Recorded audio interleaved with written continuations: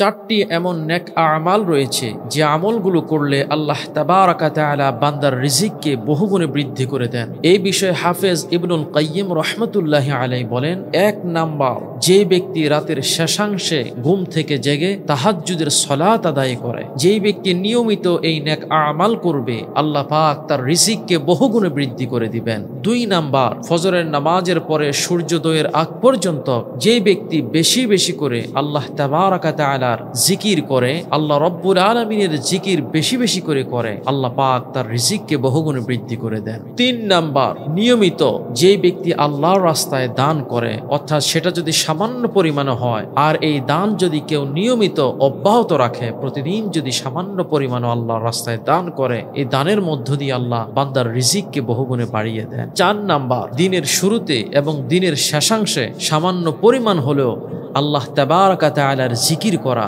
যে ব্যক্তি দিনের শুরুতে এবং শেষে আল্লাহ তাবারাকা তাআলার জিকির করে, এই জিকিরের দ্বারা আল্লাহ পাক বান্দার রিজিককে ইয়াজিদুর রিজক, বান্দার রিজিককে আল্লাহ বহুগুণে বৃদ্ধি করে দেন। আসুন এই ৪টি আমাল আমরা করার জন্য চেষ্টা করি। আল্লাহ আপনি আমাদেরকে এই আমালগুলো করার তৌফিক দান করুন। আমিন।